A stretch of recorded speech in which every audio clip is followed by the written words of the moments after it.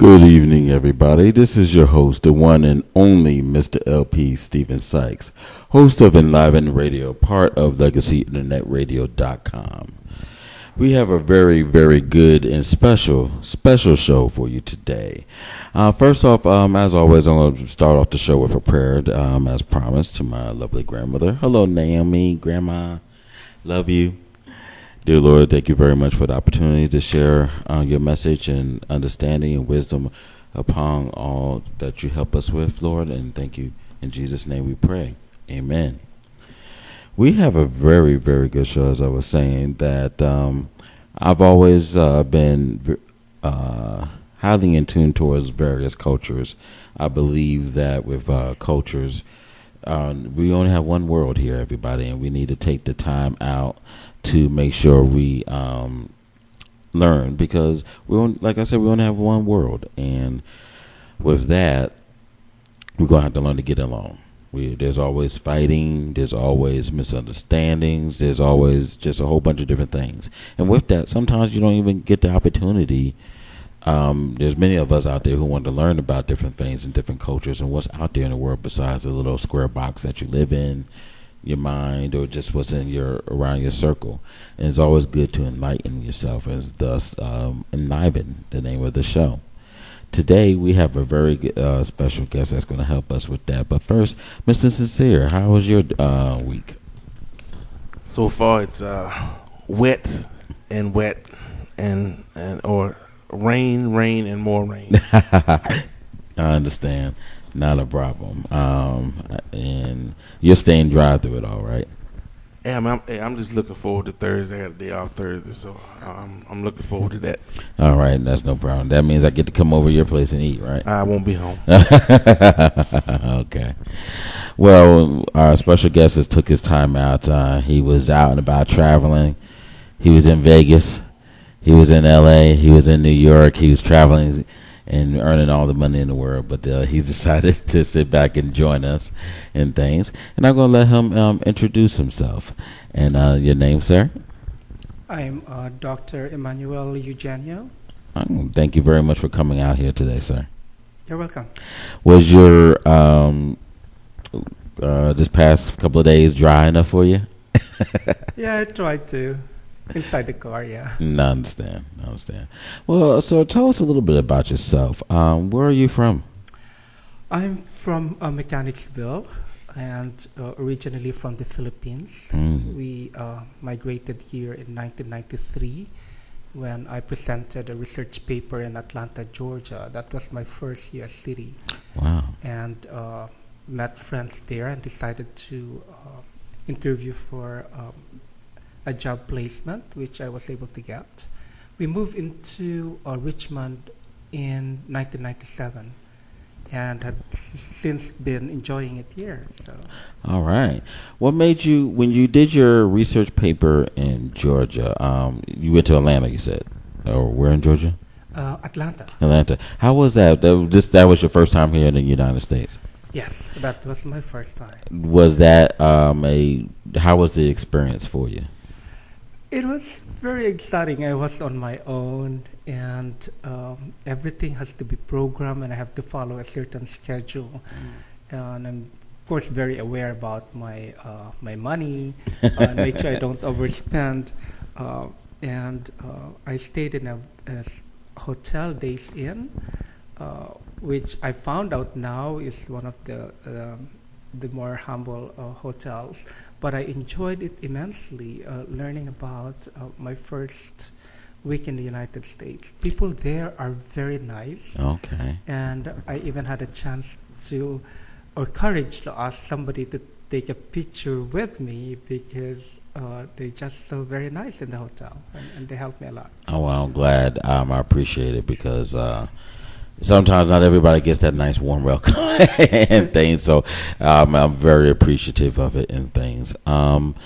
So when you decided to move here in 1997 and permanently, well, first off, tell a little bit. I don't know the age. You was already past college when you came here?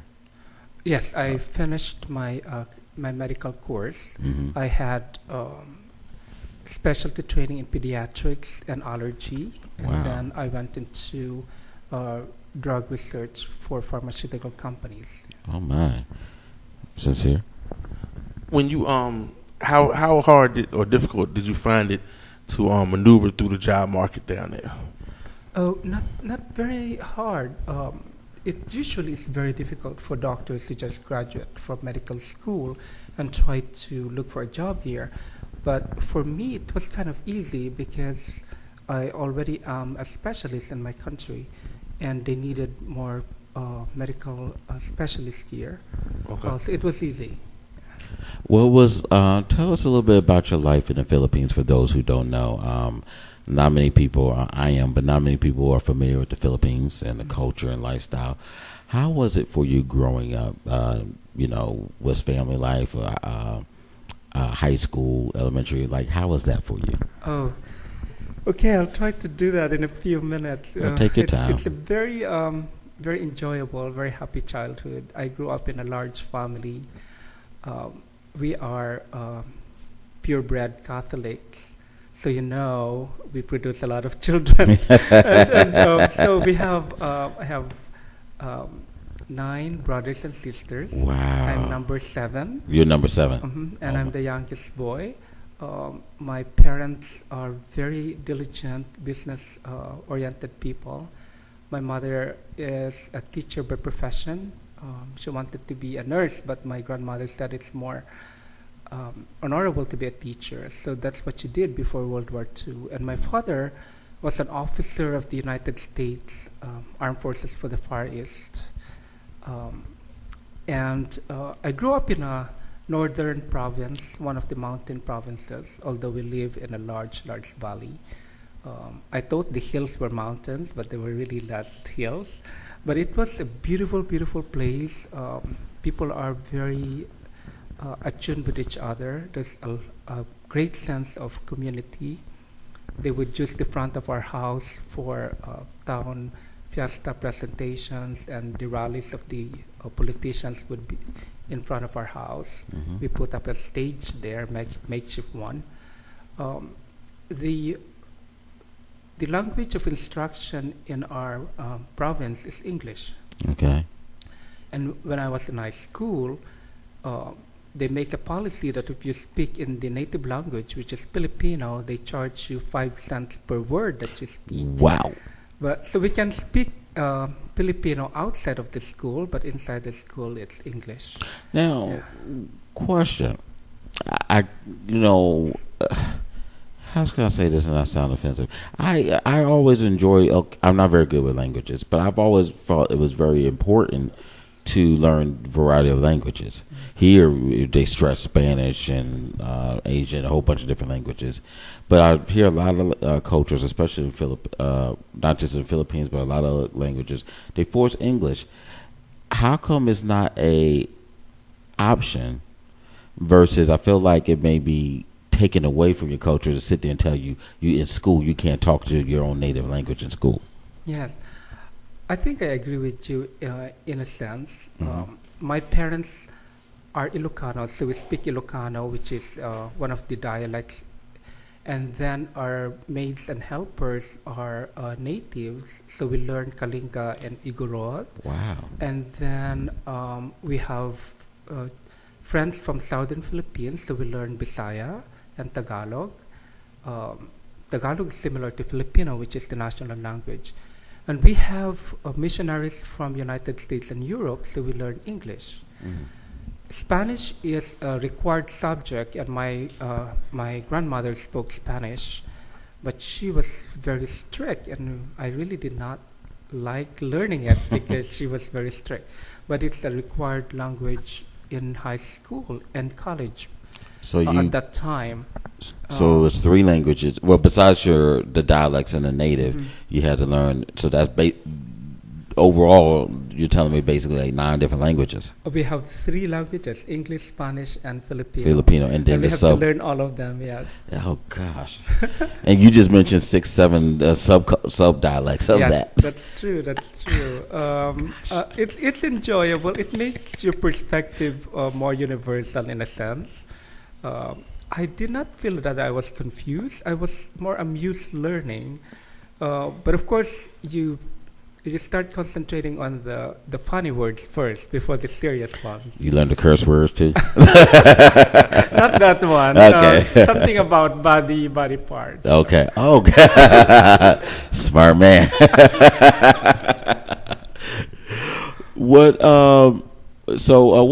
college did you go to in the Philippines? I went to St. Louis University, which is a school established by Belgian missionaries. They're very progressive. And then for medicine, I went to University of Santo Tomas, which is run by the Dominican, which is a little bit more strict and conservative and has to be streamlined. I missed up. Are you run by the Dominican? Yes. Here, Dominican as in, and please forgive me because no, this is the one in Spain. Oh, the Dominicans in Spain. Okay, yes, gotcha. Yeah. So that's this, and I can't remember. Is that the satellite program, or did you go all the way to Spain? No, it's the oldest university in Asia. Okay. They established it more than 400 years ago. Ooh. Dang. We just had our quadricentennial. Wow. Yeah. How does it feel? It's older than Harvard. Yes, I'm saying Harvard, Yale is like a couple. Well, as you learn, you definitely do learn. How does it feel when you come here? What age group, may I ask, was you in your 30s or 40s when you came here? I don't remember. Okay, that's not a problem. How do you feel, backtracking a tad bit, how do you feel regarding education here, where obviously it's taken, not just from the society standpoint, but your family, instilled a rich sense of education and learning, and they obviously felt that was going to get you going. Yes. How do you feel when you see it, not just here in the U.S., but just in other cultures, education is sometimes not as taken seriously? Yeah, it's a very sensitive issue, and it's very true. I feel that because I want my children to really emphasize on education. When we were in school, we would go to school at 7 o'clock, and we go home at 5 o'clock, and sometimes we go to school on Saturdays. I noticed here that the schooling hours are very shortened, and we don't have a lot of homework though compared to here. They have a lot of homeworks here, but I still value an interaction within the group, which is your classroom and the teacher. But I also realize that there's a value in self-study. And also in our homeland, we do not emphasize a lot of sports. Sports is more of a recreation rather than more of a subject to take. Why? I'm sorry, Sincere. Well, you can go ahead. Why is it that? And there's always the jokes of the various education things, but why is it that you go for school for long days? Do you feel that you did not get an opportunity to do other things, learn? Like, let me put it this way: here, with some of the trade school things, they emphasize trades, mechanical, construction, hair, just a variety of other different skills besides college. So you have some other different things. One of the downsides is that if you are an excelling student, that you're in the college preps or honor classes, but they take away those trade skills. And I think that sometimes those hands-on skills, I should say, and I think that's a detriment because sometimes you're laid off, sometimes jobs may not come, and you need to have other skills. Do you feel that with the higher level classes that you were involved in, do you feel that you got the hands-on skills to apply the knowledge, or other classes as well? I think I did. I went to a private school, but there are public schools around us that emphasize more trade. But I don't feel like I'm handicapped in that aspect. We have a full weekend. We hardly bring home any project or any homework.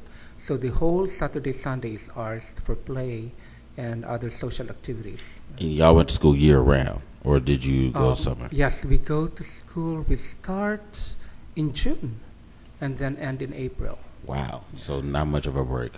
Not much of a break. We don't have the spring break or the fall break. Our Christmas break is not as long as here. So we're still most of You the just get time- that day barely. and you Yes, go the, back. the whole day. Yeah. Wow. So there's no Christmas break. You mentioned Catholic background, so the Easter is not the same as well. Well, y'all are to school during Easter. We still go to school, and then Easter is a Sunday, so it's basically a free day. Wow. Sincere? So, when going through what you went through and that process, when you came here, did you already have children that you brought here, or you had your children once you got here? I have my stepson, so we brought him here, and then I have 2 children of my own. Okay. So How was the transition for them coming here and starting school there and then coming here? Did they find it easier, lighter, or? yeah, my son had it good because he studied in a private school run by the Jesuits missionaries, and their education is world class. Yeah, they don't play. Yeah. And my other 2 children were born here, and I have another child who's now a baby who's not in school yet, of course. It's only 2 years and 4 months. Oh my. So Your kids the younger kids, are they in private school now, or do you have them in? They were in public? private school. My son is now 18, Okay. so he's in a public high school. Okay. And I find that very, very good because their resources are immense compared to private high schools here. And my daughter is still in a private school at Our Lady of Lourdes, and we've not decided on where to bring the baby later on. We still have some time to play. Okay. Were you a good kid, or was you a bad kid and misbehaved? They tell me I'm a good kid. I usually earn most behaved award in school, and of course I strive to be on the top. My name is Emmanuel, and at a young age I keep on telling me what that means, which is God is with us. So subconsciously I was sort of told to behave, and I tried to behave, but I had my share of fun. In other words, you're not in too much trouble. Okay. No, not much difficult. And my parents, who love to travel for many reasons, would usually bring me because they say that I do not ask for a lot of things compared to my brothers and sisters. I usually just sit still. Yeah. You find that I grew up with a couple of Filipino families from the Philippines and things of that nature, both in New York and Jersey and also in Virginia. One of the things is always versus some of the other Asian American, native Asian countries, a much more relaxed, not the strife from historical and a variety of other things as you see with other countries. Do you feel that plays a role in terms of the number of people from the Philippines that are here? Of all the countries, that's one of the more higher ones that a lot of people come from. Yes, because we have a very long history with United States. We were a Commonwealth of United States for about 50 years after 3.5 years with Spanish rule. We're not technically Hispanic because they never really colonized us. We keep on fighting them with revolts and revolutions. So we never get to be Hispanic. We are still ourselves. So when United States won the Hispanic-American War, they made us a Commonwealth. And from what I know, we were the only colony of United States. So we have a long-standing history of friendship and relationship with United States. So people coming here do not have much difficulty assimilating into things that are American. Because there's already pretty much a lot of the American culture is already pretty much inbred. Yes, what happened with when Americans came in, the opportunities for Filipinos had really expanded tremendously, while before they came, we had not so much of public health, education, or security. Americans established a lot of schools and universities, made sure that public health is a priority and that people get clean water, and American businesses came in. So we were familiar with iconic American businesses and food. Because I remember I did not get out to, that's one country I have not been. I've traveled a lot. But I've noticed a lot of countries have a lot of hubs before they went to Japan and part of China and Korea. They have a lot of major hubs there. The thing I did not understand, two parts. The culture, the thought at that time, the spirit of nationalism and expand. Every country wanted to expand and have some level of control or part of another country.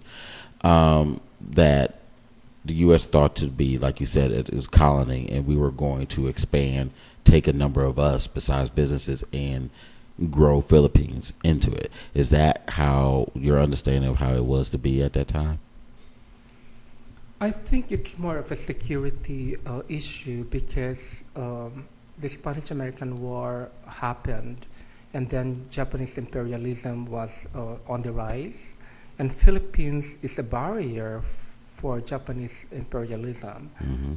If Americans would be in the Philippines, and they would be able to establish a base, and that would be their springboard into China, and then also they have friendly relationship with Australia. So I think it's more of a security reason. But in any case, we were exposed to the culture, and you know what Filipinos are. We welcome a lot of cultures from the Dutch, Indian, Indonesian, Malaysian, Polynesian cultures, and of course our Asian neighbors, and we get the best out of it. Very much. And from our very long history, we never get colonized, really. No. Because we are what we are, and we get the best of other cultures and enrich on what we are. So. Sincere? It's interesting that you being here, because my cousin works for corporate at not Philip Morris now, at Capital One, and she just got transferred for a month to Manila.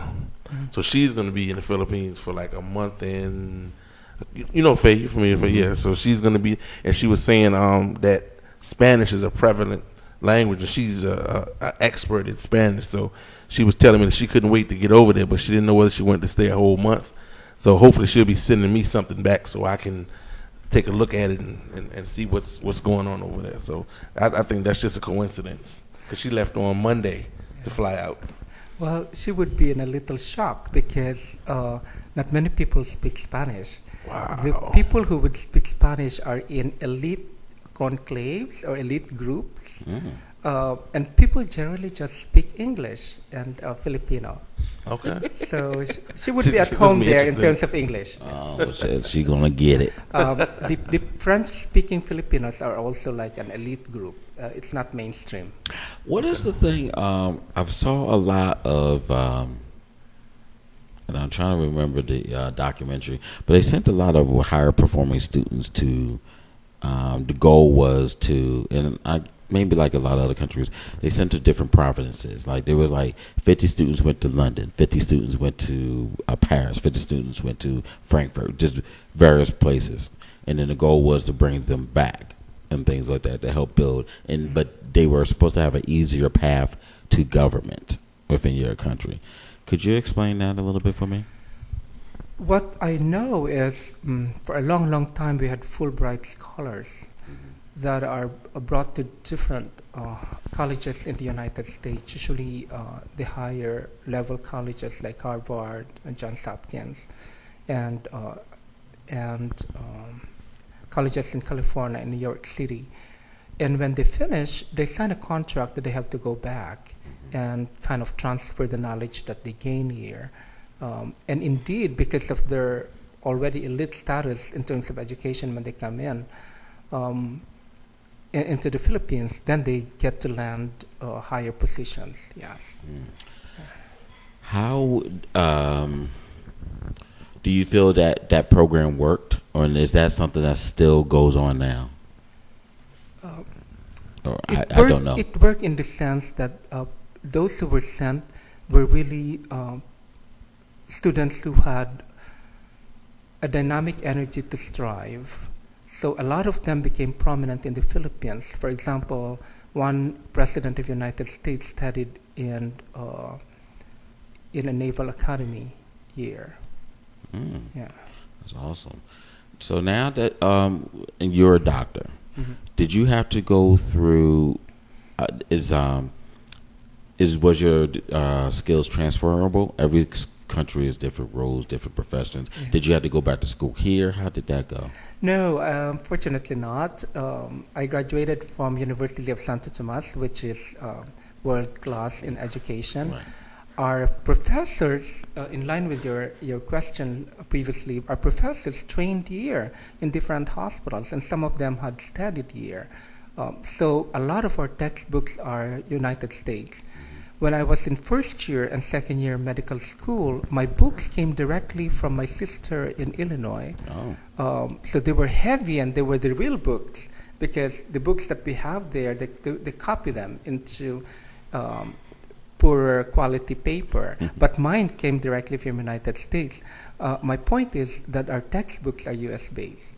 So in answer to your question, no, I didn't have any difficulty transferring my knowledge or skills. No. Awesome. It was easy. Sincere. What before I continue, do you feel that strength of sometimes when one country adopts so much, and with your, like, I have to say there's so much Americanism within the Filipino culture. Do you feel that sometimes, even though there's history, there's the museums, there's the native languages, do you feel that your cultural history, your identity is being taken for granted or dumbed down or pushed to the side, or not giving it still enough recognition? I think we're still okay, because when Americans came, they technically stayed around the bases, but they did go around Philippines to improve the lifestyle in the provinces, and we are very appreciative of that. And the Americans really did not push the culture on us. In some ways with the businesses, yes, but in terms of the cultural things and cultural heritage or activities, they actually joined them and appreciated them. Did we become Americanized? Yes and no. And some people would feel like they are higher kind of people when they speak the American way. Gotcha. Unfortunately, when they do that, they pick on a lot of colloquial phrases, which sometimes sound funny. But majority are still able to preserve their culture.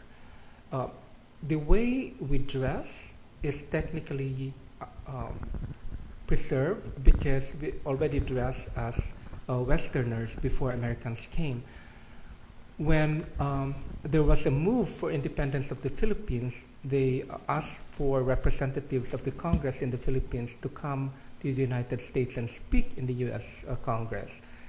The story that I got is they were expecting somebody to come in a loincloth, but when the gentlemen get off the ship, they were actually in coat and tie, and because we already had exposure to European cultures, a lot of our pre-American people had sent their children to Germany, England, and other European countries to study. Yeah. The thing I have, and I don't know if you're able to answer this, I didn't understand and correct me if I'm wrong year, I want to say late 1890s to the 50 years, I want to say in the 1940s. I don't know the years exactly, but my thing is this: the military and government was so cool in doing all the different things to you guys in respect to your country and your culture. But for whatever reason, to those Asian Americans that were here, Black African Americans or Hispanic, what have you, they all not for whatever reason, they all have not done. They weren't as accepting. Why is that? Is it because they were on your land, so it was like, okay, we got to abide by your rules, but here it was like, oh, forget it, you're with us? Yes, that's very true. There are some stories that are tragic among Filipino groups here. Filipinos were brought to Hawaii to work in pineapple fields, and then they were brought to California to work in the health profession, not necessarily in the medical profession. Some of them were brought to Seattle to work in the jet production, and there were a lot of discrimination. During the St. Louis exhibition in Missouri, they brought people from the tribes from the Philippines because they are more interesting for people to look at in the exhibition. But they are minority in the Philippines, and that's not what the general people look like. But because they wanted to be sensational, that's what they did. There were a lot of racial discrimination. There were times in dark history in California where restaurants in LA would post a sign on the door saying no dogs or Filipinos allowed. Oh my God. So I heard stories about that. We do have our share of tragic moments. We learned from them, and we got over it. Where do you find the inner... Some people, and I could say in black culture or just different cultures, I don't want to spread it all or as a group on any culture, but there's a extreme level of sovereignty, peace within many Asian American cultures to be able to, and I'm not saying you're not angry, you don't have frustrations and things like that, because I don't want to take away anybody's feelings, but there's seem to be have the better able to isolate it, compartmentalize, and move on, and like you said, learn from it. How do you find, for you, I guess, I don't want to say you speak for everybody, but for yourself, how do you find that level of peace to be able to understand it and keep moving forward positively? Am I speaking for myself? Yes, sir, for yourself. Yeah, I don't want to make it seem, and I apologize to anybody, I don't want to make it seem like I was making you speak for the whole country, and I apologize for that. Yeah. But I'm just saying for yourself. Yeah. Well, I grew up in a happy and stable childhood.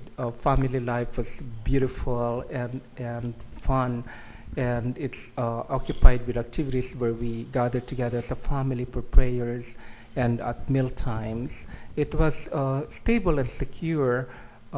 And I know who I am, so wherever you would place me, it perturbs me to a certain extent, but it does not really get into me. Once you say your prayers in the evening, that's it. You get over it and forgive it. But do we avoid them? No, we don't. It's out there, and it will happen to you, but it's how you process it, and you have a choice on whether you want to let it go before you go to sleep or let it affect you the whole week. Now, among Asians, we are said to be the silent minority and the model minority because they say that we are not verbally combative, but in reality we also have issues and concerns, and we also need to advocate on what we feel we need and what we feel and think about issues. So it's almost like a misnomer to call us a model minority because we have issues and problems and concerns like everybody else. That's what I was going to head on to. You tip my hand. When you're so you're here and you are part of a great organization here. Could you tell us the name of your organization and a little bit about it? Yes, it's the premier Asian American organization in our area. It's the Asian American Society of Central Virginia. It was established in 1997 and then incorporated as 501c3 organization in 1998.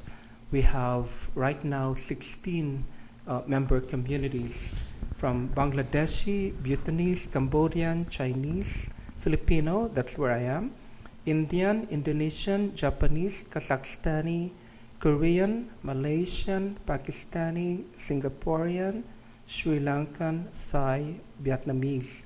And we also have a member at large. He is Dr. Todd Monson of Randolph-Macon College, Wow. who is specializing in Japanese studies. You have a lot. Did I miss Japan? I mentioned Japanese. Japanese, okay.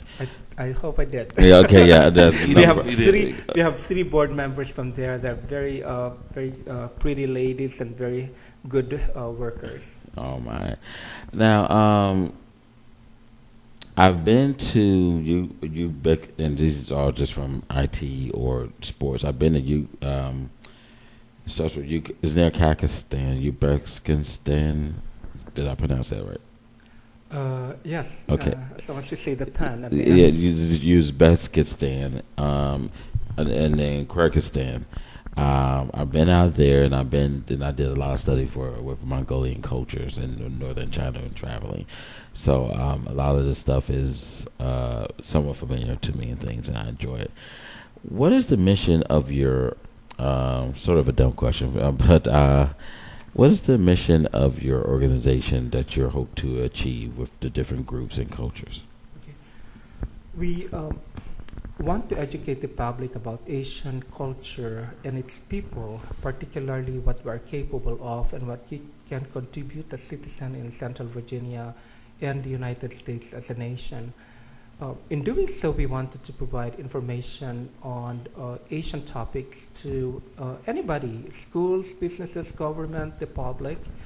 In that way, we would encourage cultural understanding and harmony, and hopefully it will enhance tolerance and lessen neighborhood tensions and subsequent burdens on the government resulting from tensions among cultures or ethnic groups.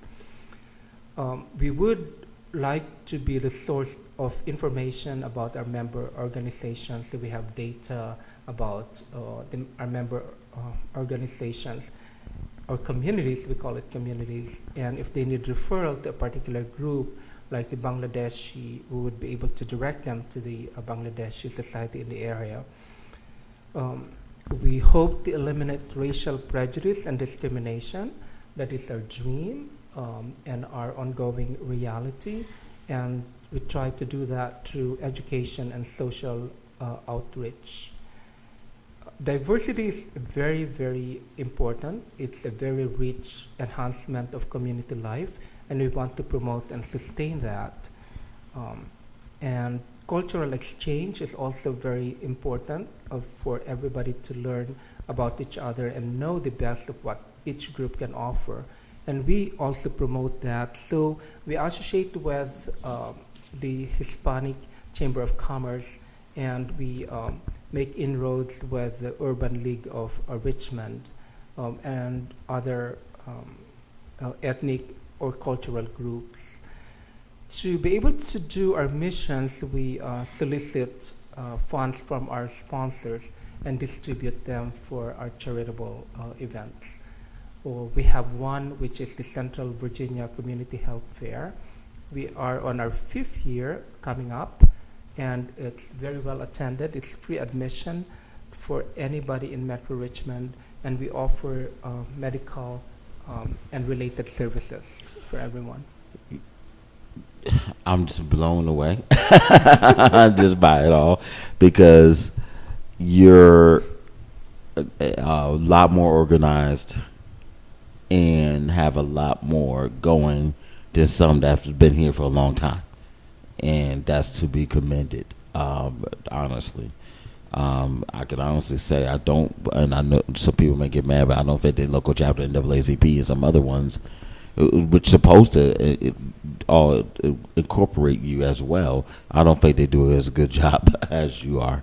So hats off to you and your organization. What's your position with the organization, may I ask, sir? I I'm very new in the organization. Technically, just a toddler there. I entered in 2010, and then I was thrown in to chair the Asian American celebration in that year. Eventually became a vice chair, and then took off from officership. Right now, I'm a board member representing the Filipino community, one of the Filipinos in the board. Is your organization is also helps those, let's say someone coming from an Asian American country and just need guidance of where to go for various resources. Your organization is in place to help with that as well. Yes, immigrants, refugees. Personally, before I joined Asian American Society, I was the chair of the Refugee Resettlement Ministry in our church, Church of the Redeemer, and we resettled refugees from Pakistan, Liberia, and also those who stayed in Russia. And we have a founding or pioneer member in our society who had helped a lot of refugees from Burma and Cambodia and other countries in Southeast Asia. So yes, when somebody needs our help, and not only for Asians, for anybody, we try to direct them to the resources which we think would help them. I had a question. And this might seem strange, and you might not have heard this before. I'm just on my own thing today. So, like, not speaking for all African Americans, but like for instance, if I want to learn more about, your culture and get to know some people, like I know, for us, like we might, if I have coworkers that are from different countries or something, we sit around and talk, whatever, but if we want to like be able to go and just sit down and talk or have coffee or just find out more about it, but obviously this event that's coming up this weekend on the 3rd is a major way, which I intend on going to. But other than this, how would we be able to reach out to conversate to kind of bridge the gap between what you know and what you went through versus me wanting to just say, hey, I want to learn something. I want to get to know you so I can, kind of understand your culture better. Yeah. Our board meetings are every month. First Thursday of the month. It's open to the public because we are non-profit. And we encourage you to join the cultural, athletic, and social activities of each member community. They do have their respective activities. And you're right, we have the Asian American celebration coming up on May 3rd. It would be a fabulous event to go and talk with a lot of people and gain some friends. And we have multiple cultural booths, multiple food booths, hands-on activities, non-stop entertainment, a lot of unique vendors. It's like going to Asia without spending for plane fare and passport. Okay. And then being in a restaurant with all the fabulous Asian cuisine and dishes all at one time. So that would be a good event too. That sounds like that's like an all day, because by the time you get there, you get to taste a few things, you get to sit down and talk, and then you go from one area to the other. That's good. It is because the gates open at 10. The formal opening is at 11, which is the opening ceremonies. But you come there to eat breakfast, and then lunch a little bit around 1 o'clock, and you can stay around for dinner. And the nice thing with this is that the Asian American Society provide the space for the food vendors from the different member communities. Whatever they earn will go back to the charity of their choice. Okay. But this year in particular, a lot of the charity proceeds that we have will go back to helping the victims of the super typhoon that hit the Philippines in November. Okay, yes, that's good. What are I enjoy it because one of the things I used to go here was the Lebanese festival, which is really popular here in Virginia. And I like the fact that your organization is very well and or welcoming and things of that nature. One of the things I don't see here, and if I'm wrong, correct me. Other than the couple of things here and there in the museums, there's not a big,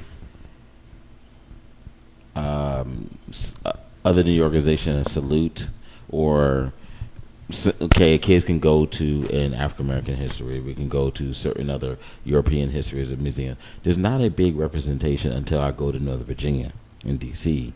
of artifacts where they can get something on demand other than going online here. Something, because I'm a big believer in online education, but I'm also an extreme believer of going out and making the effort to touch, hands-on, speak, all those different things. Other than your organization, I don't see the immediate readiness of a museum or something like that. Do you see that as a problem or a barrier? I see it as a stimulus for improvement. In the Virginia Museum of Fine Arts, there are Asian exhibits and halls.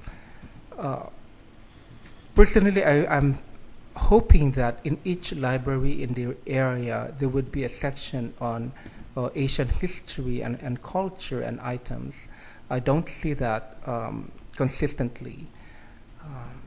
So there's still a lot of room for improvement in terms of awareness and appreciation of the Asian culture and the Asian experience in the United States. So I agree with you on that one.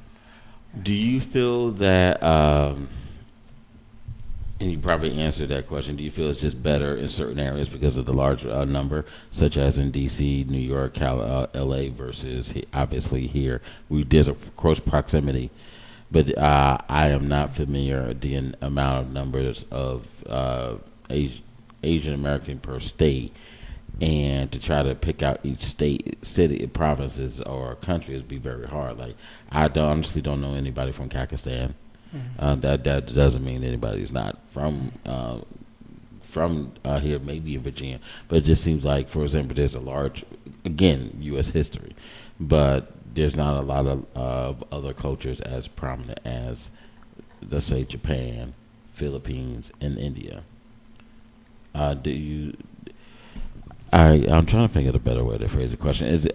Do you feel that there's enough in other states that's given enough representation outside of the major cities? Yes, there is the percentage of Asians in Virginia is 6% out of the 8.2 million population. So that would translate to about 500,000. In Richmond, there are 40,000 Asian Americans, which had doubled in the past 10 years. Most of them reside in Henrico and Chesterfield. And you're right, numbers would translate to representation and advocacy and access to services. There is a large population of Asians in Northern Virginia and in the Hampton Roads. And Richmond is catching up in a sense. Do you feel Richmond is welcoming? Yes. I've been here for some time, and I have seen, even in my own county, that diversity had increased in terms of the number of activities that are ethnic. There's a lot of festivals and activities.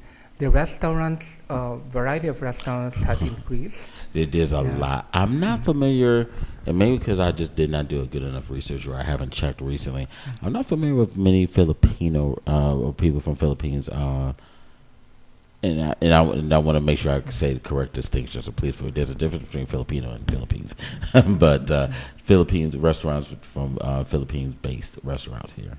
Yeah, we don't have any formal Philippine restaurant in Richmond.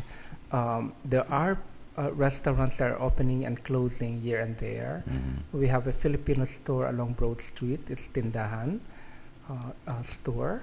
And I'm plugging that for my friend who would be a food vendor in our festival too.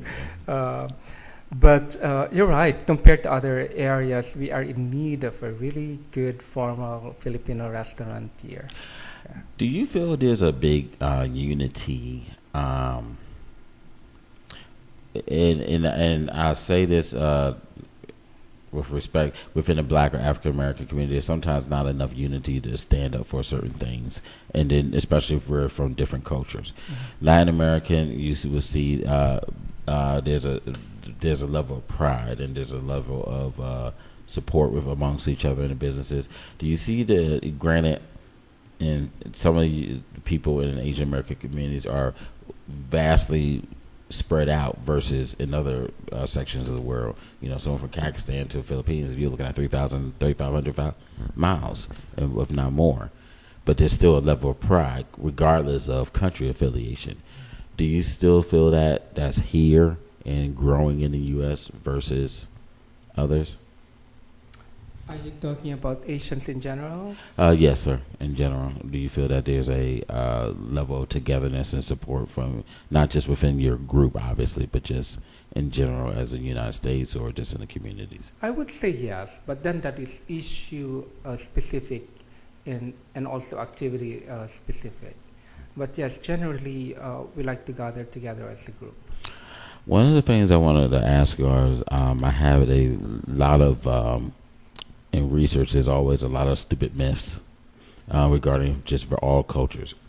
And I wanted to get your opinion and thoughts on some of these myths. That one of the popular ones is all Asian Americans is super highly educated, always test well in math, and everybody's nerds and geeks and things like that. And education, to me, is a sensitive subject because it should be. To me, it's not taken as seriously as it should amongst all cultures, regardless of race. Do you feel that everybody comes to you and asks you a math question just because you're from an Asian American descent? Yeah, that is the expectation. But the reality, I'm not sure what it is. We feel proud about making sure that our children are well educated, and that we encourage them to go as high as a level of education as they can, even to the point of supporting them financially beyond their age of liberation, and even to the point of letting them stay at home until they finish whatever degree they want to finish. My father told me very early on that my best heritage would be my education. I did not quite understand him before, but he's very correct. Your best heritage is your education. Yes. Yeah. Your father was a smart man. Yes. So I like to shake his hand. So I had to finish as much as I can before the family resources run out, because we're too many in the family. So, we encourage education. I hear stories about Asian children being pushed to the limit, and then they are exposed to an educational environment where people balance between academics and sports and extracurricular activities. But children growing in Asian households would be skewed towards just a lot of academics and less of the extracurricular activities. And to a certain point, that creates a lot of disturbance socially and mentally and psychologically among Asian children. So now we ask the question on whether that's totally helpful for their growth as American citizens or not. I think only time will tell as we go along from generation to generation. But all in all, we emphasize that our children will strive the very best of what they can in school. My parents never really pushed me to excel in school, even if I did excel. They only told me to do the best of what I can, and the rest will follow. But I kind of followed that advice as much as I can. Sincere? So for at this point, with everything going like this, how are you pleased about how things are going as far as getting the word out for the celebrations over the past few years since you've been involved in it? Yeah, I chaired it in 2010, 11, and 12, and took a break for 2013, and I came back to chair the event for this year. Um, the promotions, um, we need every promotional help that we can. We've already been in a TV network. I was interviewed in another radio. We advertised in community boards and other social networks. But we want people to come, as many as possible coming. And it's free admission, and we offer a lot of things that people will enjoy, people of all ages, from the older ones to the children.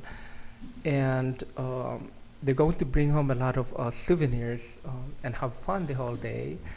And it's indoors in a big center, the Greater Richmond Convention Center. Oh, yeah, that's so, a big place. Yeah. You were there recently on Mr. LP, weren't you? Yes, the convention center is pretty big, so we get on out there and stuff, so that's not a problem. Would you, you see here,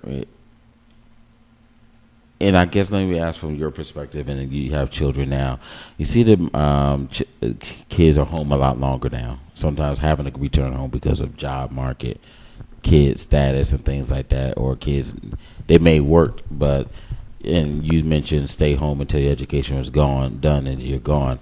Would you think that some of the things that's accepted now will be accepted here, historically within your family, or would you is something that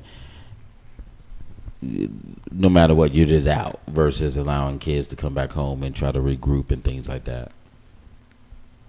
We Asians historically, or as a tradition, would thrive better and be happier in extended families. So instead of bringing our elderly to adult care, we take care of them at home. Well, I meant in terms of let's say I stayed at home with you until let's say 24, 25. I got my master's and I go. Let's say for whatever reason I got laid off, or I'm a daughter with kids and I needed to come back home. Here you see that a lot happen here in the U.S. Yes. Is that something would that be accepted in your home, given your background, that everybody's education and get out or things like that, and make something of yourself, or would that something like you would be allowed within your culture, or at least within your family? Yes, I think it would be allowed. Our Asian parents would be happy for the children to come home. One of the things, just silly rumors, is they said all Asians are petite and short, and that's not, because not all Asian Americans are homogenous, and things like that. One of the things I noticed a lot here, and I'm starting to see it more in the last maybe 10 years, but in a lot in the entertainment world, and particularly towards TVs and movies, Asian Americans were very much restricted towards certain roles. If it was either fighting, or you're always similar to what I feel like is passed on now towards more those who are from Middle Eastern descent. I think at one time in the 70s or 60s, 70s, a lot of black people were protected in a lot of things. In the early 80s, a certain way.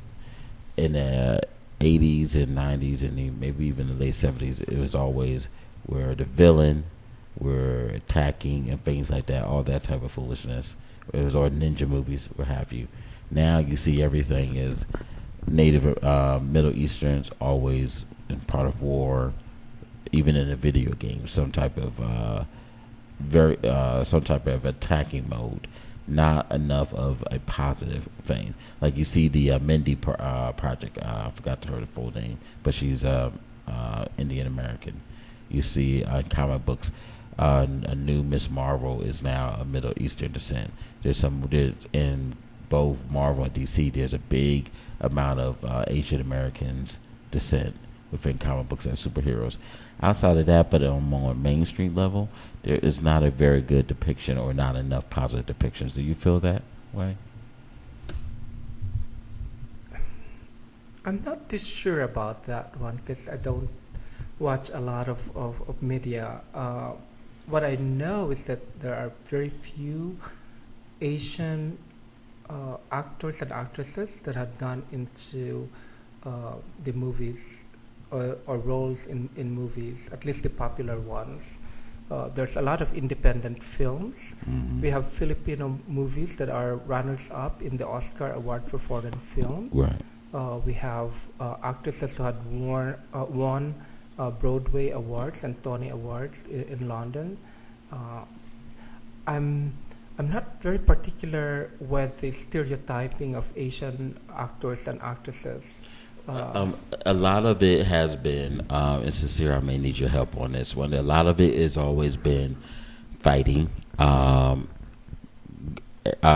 seen a lot, and unfairly, I've seen a lot of people of, let's say you're of Philippine descent, but you're playing in somebody of Japan or China, you know, which I think is rude, depending on how it's done, obviously.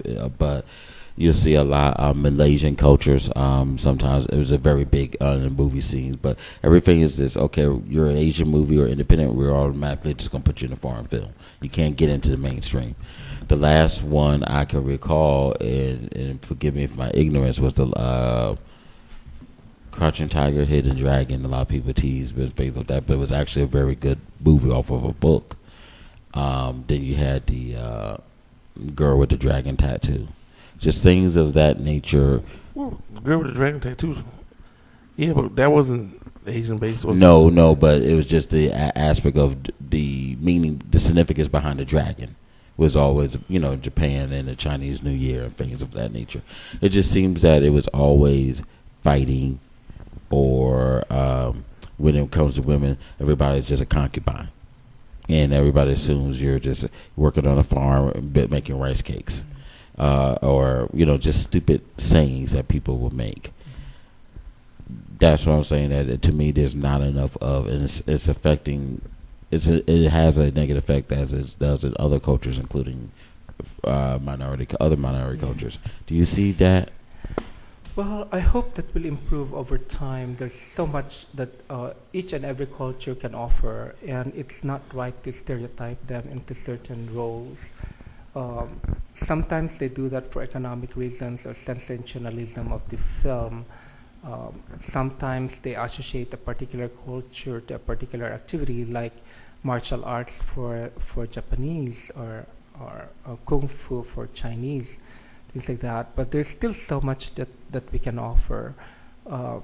There's not an easy solution in this one, but if we continue to strive to integrate and appreciate varied talents from one or different or other cultures, then we're headed in the right direction.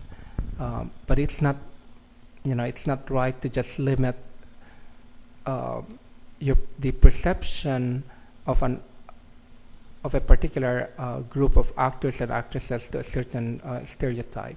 Yeah. Politically, in the early 1900s, there was the Asian American Act, and that kept the whole thing was, especially during the wars, World War I think it was, or certainly afterwards, to help exclude Asian Americans, especially people from Southeast Asia, from coming into the U.S. But there was a big amount of people that went from the European countries into the U.S. But so now, with that happened, there was not a lot of people available for reconstruction of various countries. So a lot of people from Asian America went to Germany and a lot of the countries on the Eastern Bloc. I knew of that, but when I last went to Germany, I was not aware of the amount that I knew. The more Asians had a more German background, where someone said, yeah, my family been here for over 100 years, and they're German. They consider themselves more German versus than they were Asian American. Your thoughts to that, sir? Well, the world is changing. The borders are blurring. Travel is easier. The internet had made the world very universal and accessible. we should always go back to a certain point of our heritage where we establish our identity and comfort there. I'm in the US and my life has changed. My stories have been varied. Some are very positive, some are very disturbing, but I grow with it. But still, I have not changed the fact that my heritage is Filipino. And whenever I hear a story about our people, I feel comfortable there. It's a starting point that you keep on going back to get comfort. And that's what we are trying to tell our children. It's pretty much all right to engage in activities here and persuasions or trends here. But deep inside, they are Filipinos.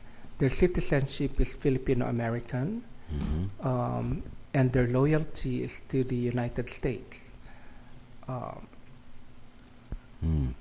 That's awesome. It's a difficult question. Yeah, right? I know it's a difficult question to answer. I know. I didn't mean to lay that heavy on you, but do not deny your heritage because it's convenient for you to do that, or because they are bullying you, or because you are labeled as a nerd and it's uncomfortable for you. Be proud of what God gave you as your heritage. That's how He wanted you to be. And the thing is, we each have been given a talent, and God wanted us to share that talent. Not everyone has a monopoly of talents. We have to come together and share that so that we would improve ourselves and the people around us and the community as a whole. And the diversity would be an enrichment to the nation rather than a source of tension. I've always said saying integration without assimilation. Yes. I still have to try to understand the exact difference between those words, but I'm trying. And integration meaning people feel that things have died down because of integration, and basically taking hold, getting involved of other different cultures, or applying it within your own culture or within oneself, and throughout your family and your cultural history and makeup. So you're integrating, taking part.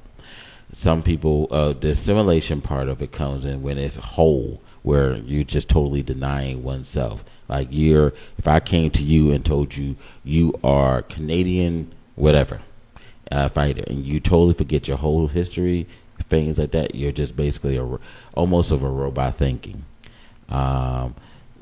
When you go to the military, they tell you, one of the things they say, a philosophy is to break you down, to build you back up, to follow one role, and that's your supervisor or the president, who's the commander-in-chief.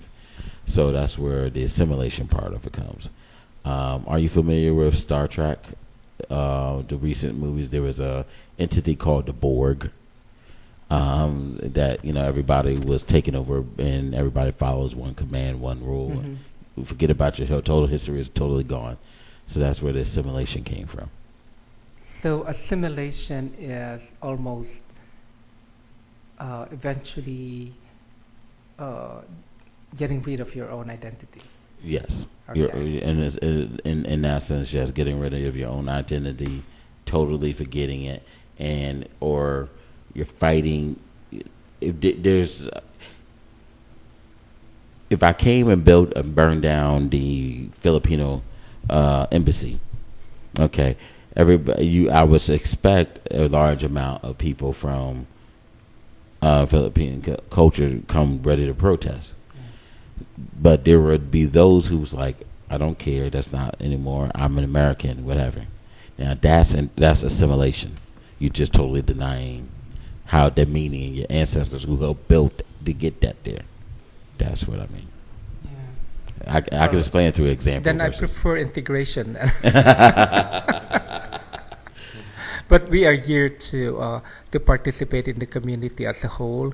We know we have something to share, and we are appreciative of the services and the environment that we are in, and in that way able to improve our lives because of the availability of those resources and because of the freedom that we enjoy here. Sincere? First, I want to make sure I give shout out to everybody that's listening to us on LegacyInternetRadio.com and MixLR.com and the TuneIn application. I appreciate everybody taking time out to hear. Is a very educational subject that we're having. And of course, if you have any questions, comments, concerns, you can contact us at 804-402-2893. Again, that's 804-402-2893. The answer to one of the questions I was telling you offline ahead of time, the friend I grew up with, her mother is from Cebu, Cebu. Cebu. Yes, that's a southern island in the Philippines, and there's a lot of Spanish there, Spanish influence there. Oh, my. So we're learning a lot. What is your, now that you're here in America, a couple of questions. What is your thoughts on politically? Do you feel that there's being enough things are being done politically to assist those who are from Asian American culture? Do you feel that there's enough support from the government as a whole? It could be more. Yeah. In what area, if you don't mind speaking, sharing, what direction do you feel that we could be doing better, the government?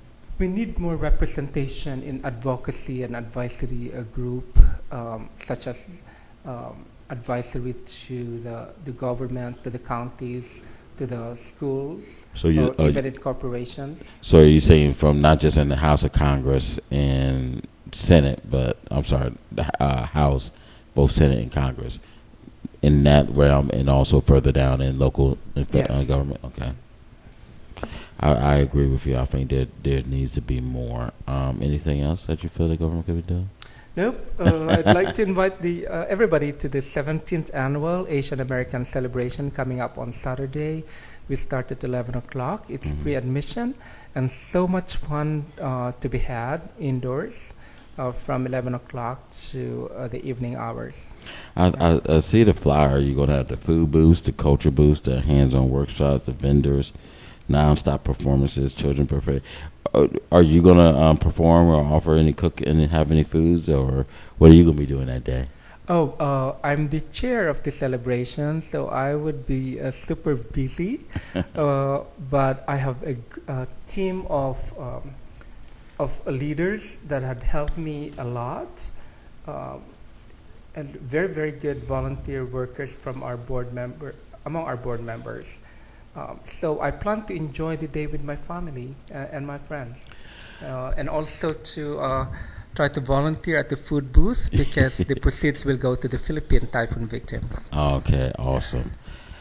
Where do you see the organization 5 or 10 years from now?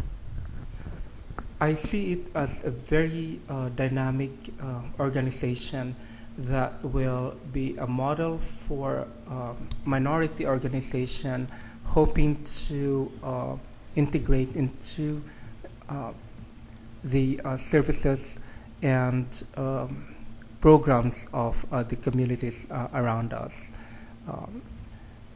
I see that it will continue to be the premier organization for Asian American culture and activities. Do you see any others similar organizations like yours throughout the country? Yes. Are you in connection or try to build things as ties with them and build projects together? Not at the moment. That would be a good idea to do. But when we have our Asian American celebration, some of our smaller communities, like the Thai and Cambodian communities, when they need performers, they would ask performers from Northern Virginia or Hampton Roads or Charlottesville or North Carolina. So we're making some inroads, but formally trying to network with other Asian American organizations in other states like New York or California or Chicago, San Diego, or Tampa, Florida? No, we have not. Is this you mentioned earlier other than looking online, there's not a way to learn the different languages as easy as it is to say, there's always English as second language ESL classes here. Does your organization offer language classes? Not the board by itself, but we have member communities that offer classes, like the Chinese school, the Japanese school, Vietnamese school. Yes, they offer classes. Because I think it would be some of the best things to learn. One of the bigger things I've always pushed is sending your kids overseas during the summer, or maybe taking a semester during the school year, because I think that, especially if you get them doing it early, like you, by the time you get to middle and high school, less likely you're act a fool, and you tend to behave yourself. Something you would agree with? Is traveling as a young child? Yeah. That is ideal. Unfortunately, in reality, it's very difficult to travel as a young child. It is best to learn a second language before 7 years of age. But you cannot let those very young children travel at those ages.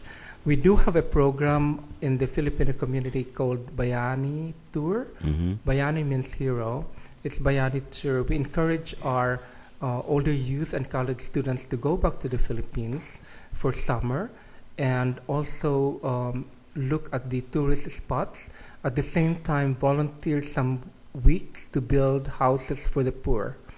And this program is already being recognized in different countries. Universities in London, in the United States, Australia, Singapore, and even Indonesia are looking at this model program and sending their students to join the Filipino students from other countries and help build communities by building houses for the poor. That's something we need to make every kid do on a regular here. Sincere? Yeah. What do you have? Since you've been here, what is your favorite American dish, and what is your favorite dish from your native country, sir? I think I will be in trouble for this one. Uh-oh. Favorite American dish. American dishes are very interesting. You can't say that something is particularly American, because American could be Italian, French, Right. Influence, English, Native American, African American, Caribbean. So I don't know how to answer that. But let me put it this way, because you got a point there. Like half the things that they say American dish is not really American. But what is your favorite dish here that you did not have? I like salad. Salad. That's too safe.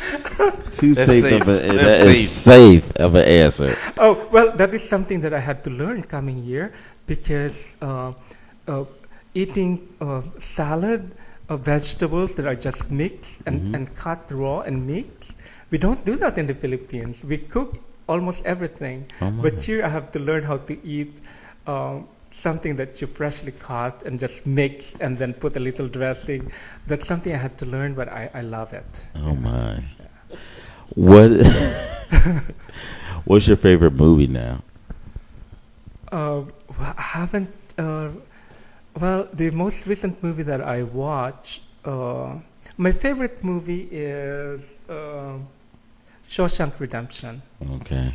Good. It's a beautiful movie. The last movie that I watched is 12 Years a Slave. How did you like that?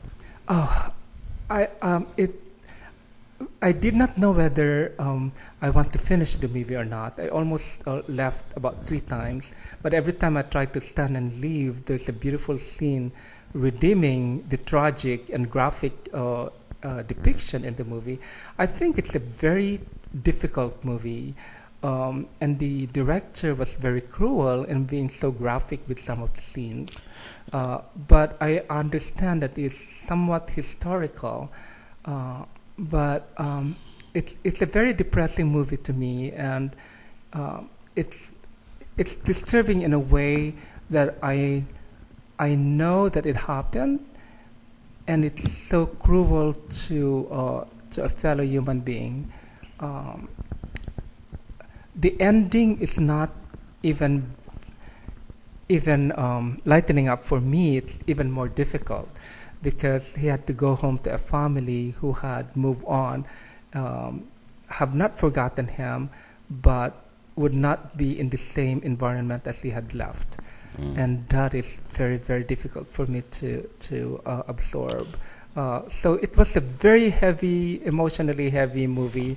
But I went to watch it because it's Oscar winning, and there were lots of reviews. But if I have reviewed or read about the whole thing about the movie, I probably would not have gone and seen it. Yeah. Well, that was a very observant and positive and an interesting take that you've had on it that most people have not taken on that. What would be a Filipino dish that you would suggest that we try? You know, if we can get somewhere to get some. Preferably you come and bring it to us. Well, you guys are very near the convention center, so why don't you come on May 3rd and I'll be your host. Okay, we'll do that. We have Ms. Lourdes Belarmino taking care of the Filipino booth at the Asian American celebration, and she came up with a very fabulous menu. The Philippine menu is influenced by Europeans. We have the rich families sending their children to learn pastry and cooking in Europe before Americans arrive. And then the Americans further enrich it with the cuisine from the continental. And then we have a lot of Mexican influences and, of course, our own Southeast Asian influences. So Philippine dish is very international. Even if some of the labels are like Spanish labels, they're still very international in terms of ingredient. I would suggest you try beef machado, but Ms. Belarmino had arranged a whole slew of fabulous dishes, and come and try it. The entree and the desserts and drinks, and your lunch is on me. All right, we're gonna Now, quick question: for some of us who are picky eaters, and I know it, like whenever you deal with folks from another country, it's respectful to, you know, whatever they fix is what you eat. But if you don't eat something like I don't eat pork, are there any dishes that don't include any pork in it? Oh yes. Okay. We have chicken adobo. All right. We have beef machado. We have pancit, which has chicken in it. We have spring rolls. So yes, we only have one beef dish. Oh, you mean pork? You don't like pork? Okay, we have 2 pork, but you might want to try it because the lechon kawali, which is roasted, marinated pork, very crunchy, and served with a sauce that is heavenly. So you may want to try that. Wow. I'm gonna leave that for Steve. I haven't tried. I'm scared of that. I'm sure I will take home a bag of that for home as well. Wow. What if there was one thing that you could do? Let's say we give you all the power here in the U.S. and you can do whatever you want to try to fix things. You mentioned a lot of the things. What is one thing that you wish you could do just to fix? Just to stay at home and be with my family. We had led quiet lives in the early parts of our years in the U.S. And then I got drawn into the church activities, and from there to community activities. Not that I'm looking at it, I just was drawn into them and invited by other people. If I had a choice, I would just stay at home and enjoy my family and do gardening and do crafts at home. and not too busy, because life has gotten so very busy. I thank you so very much, sir. We've learned a lot, and we became so much enlivened and educated and everything else, and you've brought a lot here, sir. Did we miss any questions out there online? No. Okay. And, you're a friend, part of the family here, and we've gained a lot. And besides this wonderful event, which we will be out there, please let us know of anything else that comes on along the way for your event. Send us reminders of your open the board meeting on the 1st of every month. Is it quick question? Is that the first Monday, or is that just the date of the first? Thursday. First Thursday. Okay. No, I don't remember. But let us know so we can definitely get the word out and things like that, because we really do appreciate everything. Yeah, thank you very much for inviting me. I really enjoyed it, and I will take your offer and come back before October, when we will have the community health fair in Central Virginia. Please. Because we want to offer that to all Metro Richmond residents to come and have free services there, including flu shots. And that's very important and stuff like that. And I thank you very much for your time and stuff like that. And don't you work in the hospital? You still work with kids and allergies, right? I work with kids. Yes. Thank you. What is allergy season's coming up, or is already here? It's already here, big time. What is something you recommend for those of we're going to play doctor here? Yeah, just might as well say for yourself. And then I'm okay. I take you be getting hit. I struggle. I've taken one of the Valsnex for the nasal spray. What is something you recommend for people overall? I always keep telling people to have humidifiers and air filters around the house. What is something good doctor you recommend? The best quote unquote cure for allergy is avoidance. Mm-hmm. So when the pollen cloud out there is very intense, try to stay indoors. Mm-hmm. The science of allergy treatment has improved tremendously over the years. So it really depends on what symptoms you have, whether it's itchiness of the skin, the eyes, the nose, or you start to have congestion in your nose, or you start to have itchy throat. The medicines to treat those symptoms are different. So if you're using a nasal spray, you probably have a little swelling in your nose, which is triggered by the inhalation of allergens from the air. And the nasal spray will try to shrink that congestion in your nose, so you're able to breathe better. I'm able to breathe better. It's in my whole body. My body doesn't break out. My only issue is the headache sometimes, but other than that, I'm doing quite well. So I'm very good with that. Be very careful with some of the over-the-counter allergy medications, because a lot of them have soporific effect. What that means is they make you sleepy. So be very careful, because then if you get sleepy, then generally you don't quite perform well or feel well. And you recommend taking it during the day? A lot of people take their medicines during the day before they go to work or when they get up.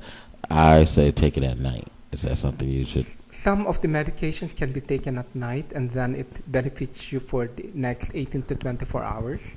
The sedating medications are better taken at nighttime.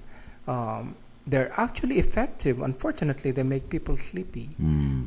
Those non-sedating or medications that do not make you sleepy, you take it in the morning. They don't seem to work very well.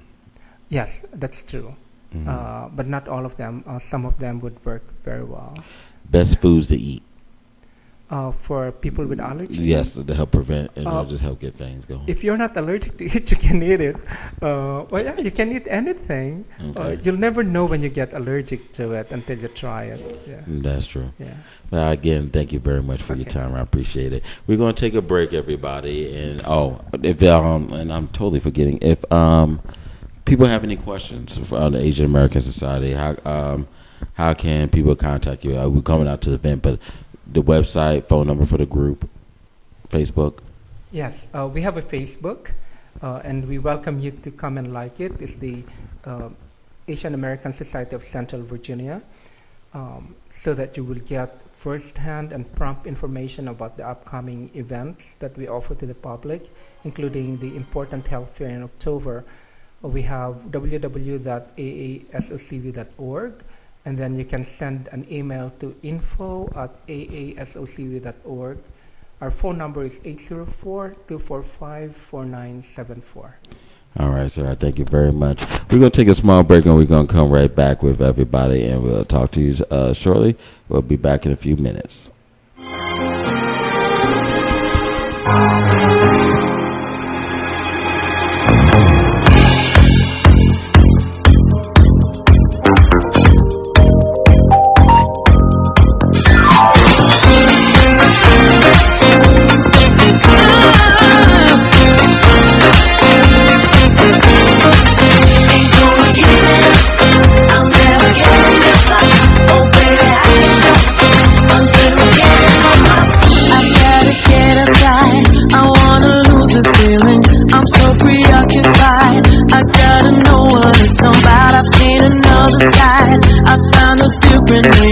Got something on my mind.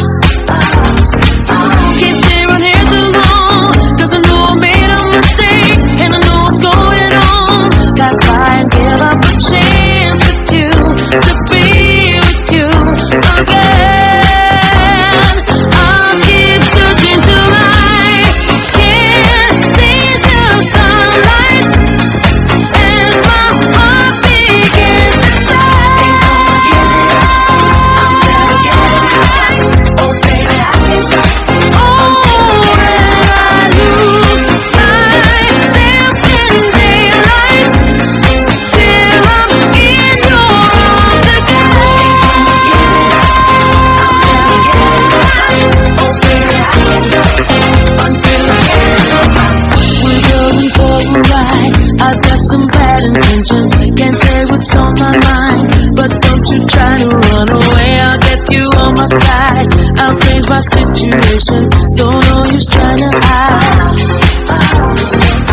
I'll go where I belong, gonna spare me the heartache. How could I be so wrong? I gotta give up a chance with you, to be with you again. I'll keep searching till I can't see the sunlight, as my heart begins to die. Oh baby, I can't stop. Oh,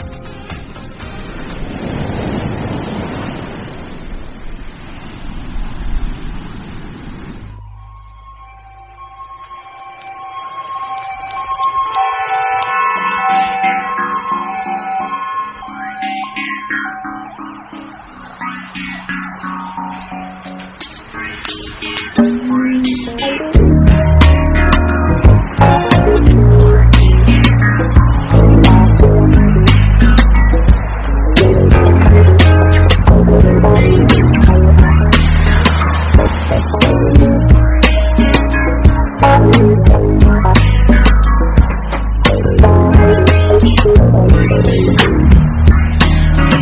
when the night falls, kind of freaky how the girl has got it so bad. 'Cause when the night comes, she proceeds out to get her man. Love wants to lie, call the day. Because love making is the best. 'Cause when the night falls on the street, she'll be searching with love to say, oh, oh,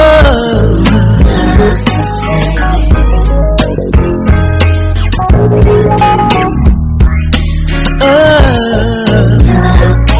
oh.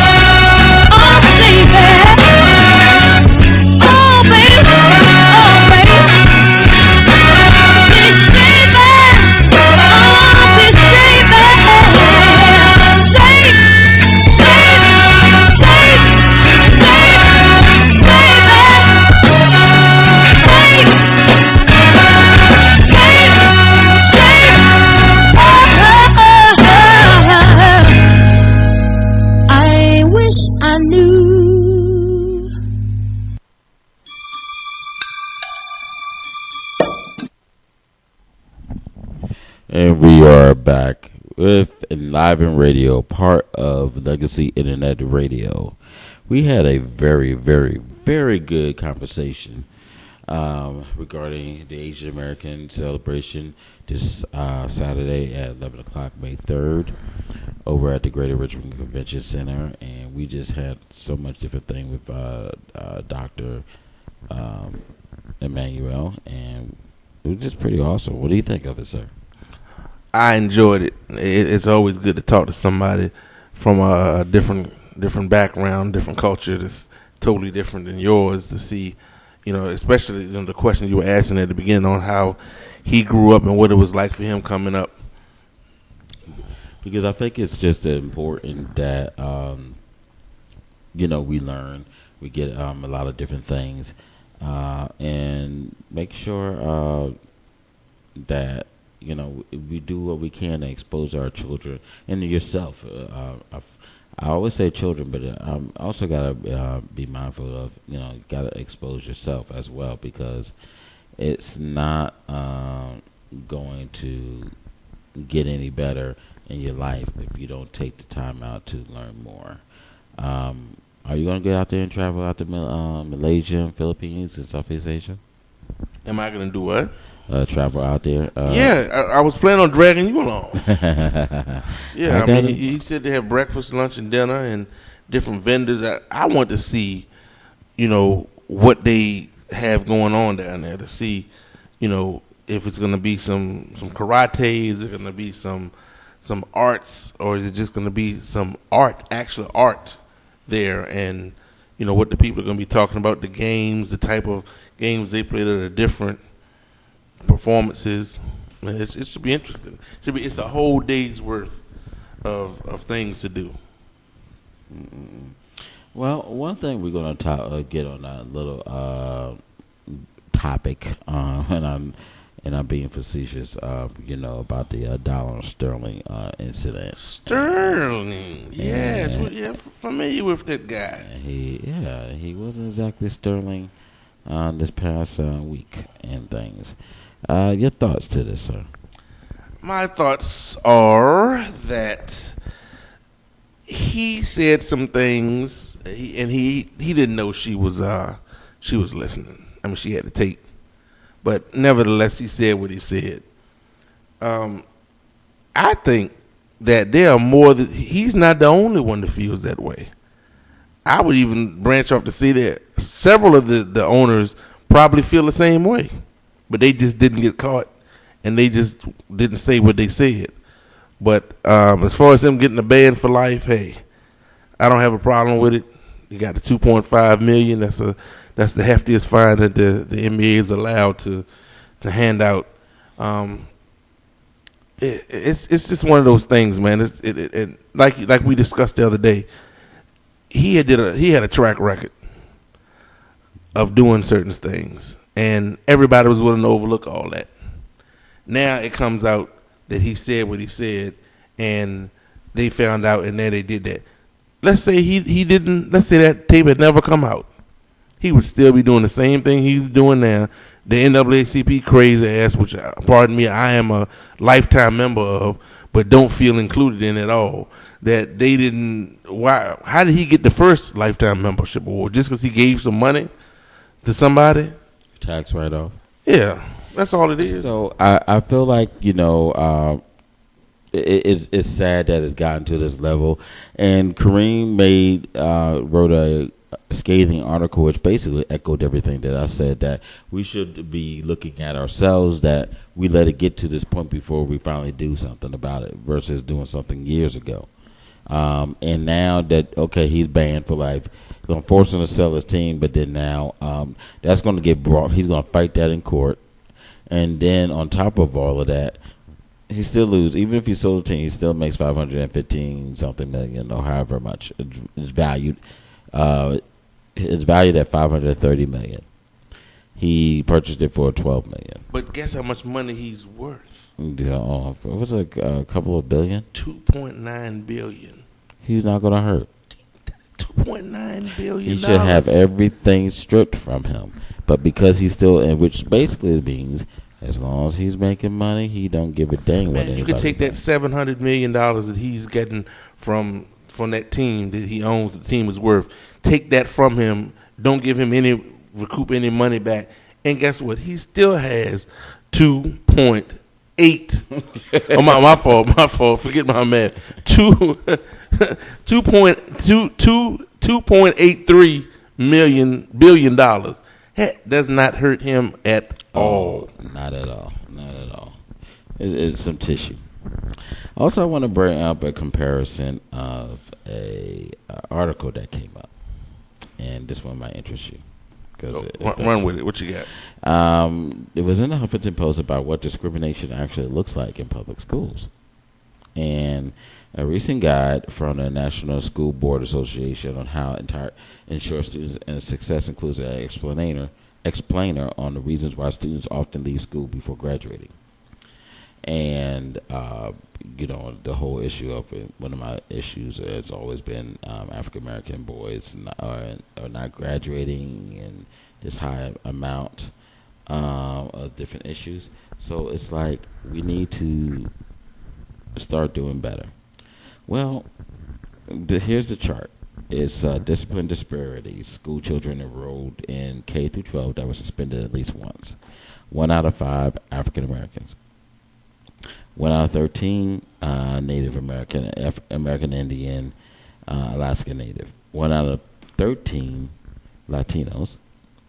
1 out of 20 Caucasians. 1 out of 50 Asian American Pacific Islander. And 1 out of 10 with students with disabilities. That's telling you something.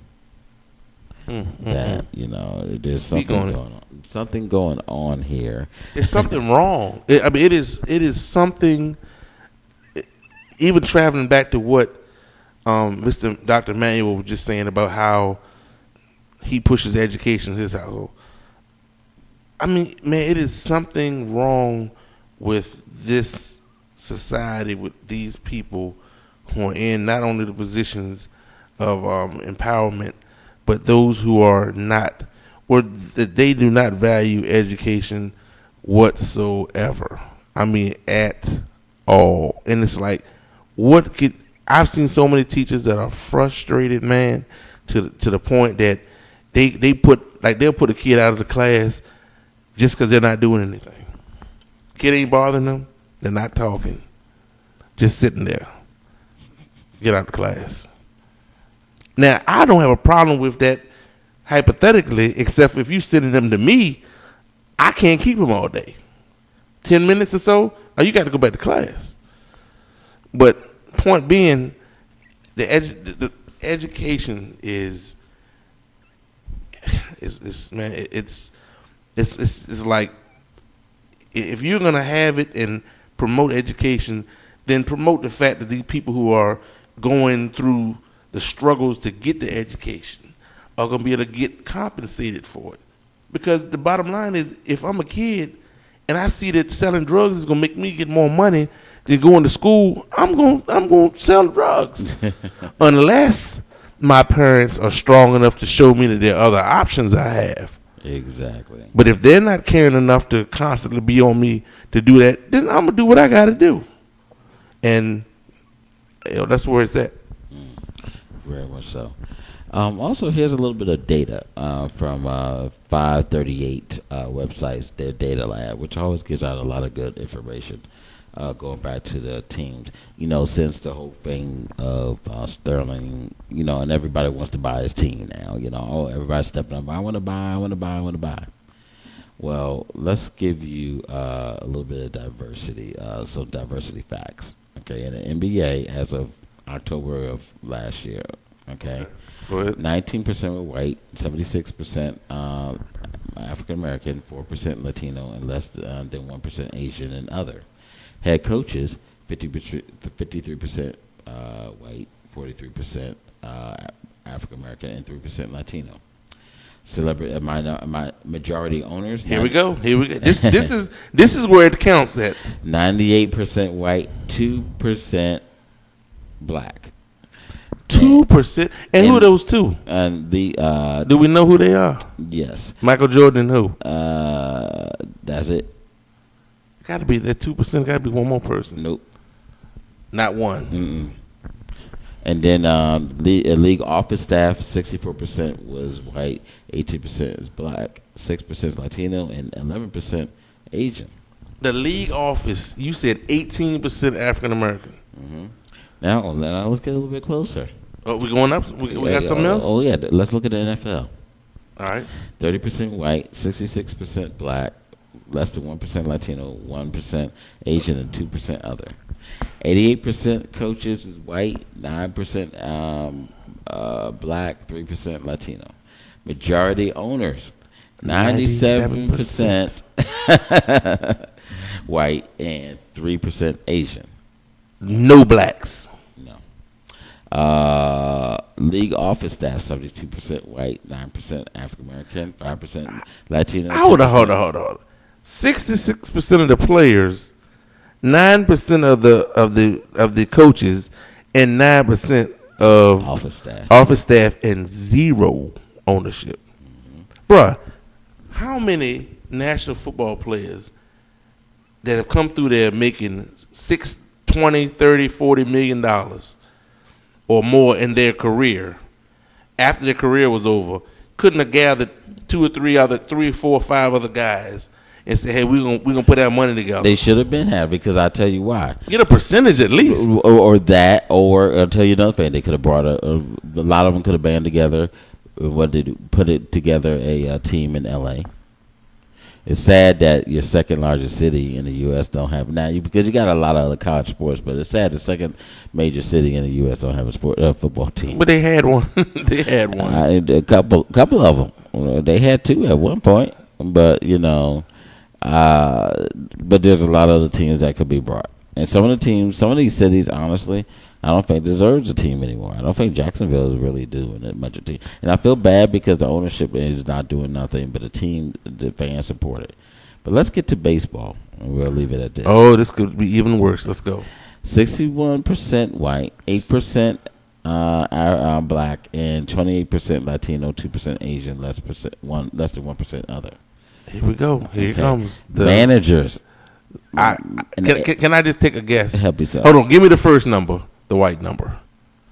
Managers that are white. Go ahead. Take a guess. 85%. Close. 87. 10% black, 0 Latino, 3 Asian. Okay. And let's see. What's next? Ownership or league office? Majority owners. Majority owners. Guess how much white? 98%. Good job. Like 2% Latino, and that's it. No blacks own them. Nope. Okay. No. Now I blamed a lot of that for us because we don't push baseball that much in the black community. No, we don't. We don't push baseball like we used to. Now league office staff, as of 2012, it has. Guess how much white? 90. 69% white, 10% African American, 15% Latino, 3% Asian, and 3% other. So there's a problem out there.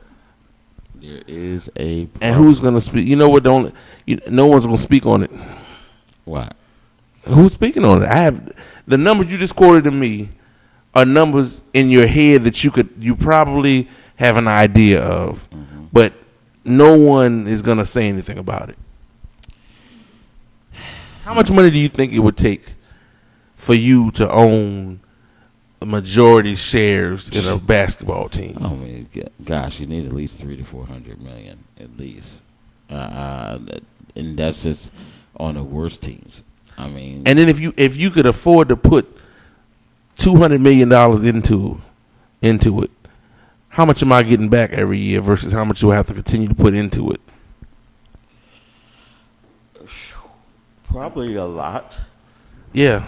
I mean, any of the major sports. At the very least, depending on the team, but the baseball teams you might have a little bit harder, but on the bottom half of the teams. But where did these guys get all this daggone money from? Where is all heritage money was passed. A lot of these people were just born. They got it. A lot of these people were heritage over across the line. Like, okay, Donald Sterling, when he had $12 million, it's like the fan. I was telling you, we talked about this plenty of times. Money people over the years investing in houses, but land, and they just pass it along. How many people in the minority are just all communities, not just? I mean, we don't have anything to pass on. Well, exactly, but ain't why? passing no Why? clues. Exactly. Now, I guarantee you, take the average black family. I mean, I don't say average, but just a family that spent like 2-3 pair of shoes every year. Take that money. You have the money to down payment on the house. Okay, and then now you pass that on for 50, hundreds of years. So we're for 300-400 years down the line. So that money was passed on and built, and they leveraged that to build businesses and other things. Trump, he's not real estate. His family was a shipbuilding and docks and trade back in the day. So he was in. The fix was in. The fix was in. So it's crazy. Now, today in history, before we shut out, today is a very important day. Issue that happened April 29th in 1992. Don't look it up. April 9th, 1992. April 29th, 1992. April 29th. I woke up with this one. 1992. Did somebody get beat? Yep. Acquittal. Rodney King. For four white cops. First acquittal for first day of LA riots. In 1981, racially motivated slayings in Buffalo, New York, where a grand jury indicted Private Joseph C. Christopher of the U.S. Army of murder charges stemming from racially motivated slayings of 3 blacks in September 1980. There was also the Poor People's Campaign in 1968, began with Ralph Abernathy as Southern Christian Leadership Council president, leading the delegation of leaders representing poor whites, blacks, Indians, Spanish Americans to Capitol Hill for conferences with cabinet members and congressional leaders. Willie Smith, who was a clothing designer, award-winning clothing designer in 1948, was born on this day. Richard Wright's Blackboard reached the first place of the National Bestsellers books list, first one in 1945. Perrine James Mitchell, first African American elected to Congress from Maryland, was born, and also one of my favorite musicians of all time, in 1899, who was born on this date. 1899. Edward Kennedy. I give it his first two names. Musician? Yeah, his first Edward Kennedy. Musician? Yeah, his last name I left off. Edward Kennedy. I don't know any Edwards in musicians. He's known by a 4-letter word. He's born in DC. Domino. No, he's from DC. He was born in DC. Yeah. His nickname is the 4-letter word. Yeah. Not the dude. Close. The Duke. There you go. You still don't know. Yeah. Duke Ellington. Yeah. He was born today. 1899. Yep. Well, today, that's pretty much it. What we got for you. We got a whole bunch of things we can go over, but we don't want to be heavy hitters over everything. So, how's your weekend's gonna head out for you, sir? I'm not sure. I don't know what I'm gonna do. You don't know what you're gonna do? No, this is the third. I gotta work.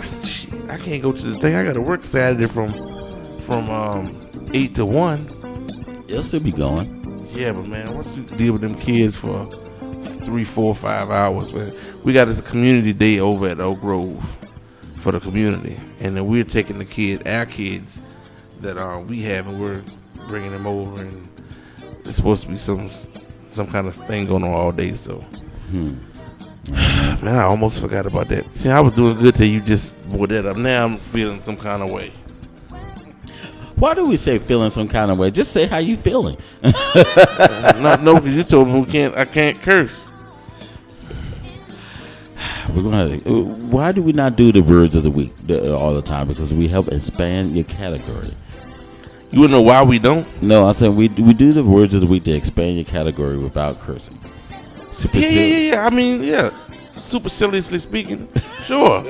But I'm just saying, bro. Now somebody needs to be taping you right there because his head has been down ever since the word super came out my mouth. Because you're probably looking like, where is he going with this one? Oh, boy. Jesus. Well, we're going to get a whole lot of stuff done. What's today's date, Steve? The 29th. Okay. I did get it correct today. Oh, okay. I just wanted to make sure. I was like, hold on. Did he mess it up and say it was the 23rd or the 28th? No, we're not. But we got a lot of little fans coming up with ENLIVEN Radio. Make sure you check out our YouTube channel. We're doing everything going well. I appreciate everybody listening out there on MixLR, LegacyInternetRadio.com. Shout out to Michelle K. Michelle K. Robinson. What's up? Cutting Edge was there with us today. I didn't see Cutting Edge. Okay. Maybe he had something to do. All right. So, Mr. Cutting Edge, we salute to you. And we have a lot of fun, and everybody. SY, appreciate it. I know you didn't get a chance, but we miss you anyway. Make sure you check out all of our great shows with Legacy Internet Radio on Mondays from 7 to 9:30, 10. Ain't No Half Stepping with Marcus J. Of course, you got us every Tuesday. Wednesdays, The Green Room 2.0 with Jay Grizzy and comedianess Lissa P. Always funny. Thursday, All Throttle Radio. Get that going with the engine, yo. Get it going. They got everything rolling. On Fridays, we have clutch, sports. Sometimes I'm on there, sometimes I'm not. But and look, and if he on there, I might call in. So we're dominating Legacy Internet Radio. It is the premier station out there, terrestrial or internet. We are the premier. On Saturdays, we got the P Show. Make sure one of our newest shows out there. They got everything fun in to keep you last, entertainment, everything. We got the throwback. We got Did They Just Play That? We got the reggae mix and deep house sessions with DJ Renee Menendez, sexy and beautiful lady. And we also what else we got going on? Oh, Sunday we don't. Oh, sorry, we don't have a show Sunday. Go ahead and say what's on Sunday. We don't have anything on Sunday. I know. It's playback. No. Playback. Oh my. Hey, hey, we need to get the folks from the show that's on Saturday, the P Show. Mm-hmm. We ought to have them in here because you know we've baptized the other show that came in after us. We didn't get the two guys from Clutch in here yet, but we did get the bike guys. They came in, we blessed them, and then they ran their show. And now we need to get these other two in here. Yeah, see, we're gonna, but see, that's just all types of craziness now because they can't handle us. Well, we need to bring them in and let them see what they got, man. You know what? We're gonna bring them in when we get everybody here. Brandy's got to be here. Bless got to be here. You got to be here. Yeah, no doubt. And shout out to the Houston Rockets. Oh, STEVENSYKES said we weren't going to win the game. We did win one. Hopefully, we'll win another one tomorrow night in extended series. I did say that. So, but we're going to get it done and everything else. But everybody, if you have any questions, comments, concerns, make sure you hit us up on ENLIVENRADIO@gmail.com. You can message us through the message thing. Contact us on LegacyInternetRadio.com. Let's see what else. Check out our Facebook page. Make sure you like us, share us, spread us around. We got all types of fans. Give them that call-in number too, just so in case anybody wants to call in from now. Right. And if you want to leave a message, go ahead and call in. Leave a message. We'll play it. We'll listen to it. We'll comment. We'll do what we need to. That is 804-402-2893. Again, that's 804-402-2893. Blessings to everybody. Be good. Be safe. Good night. Roll it.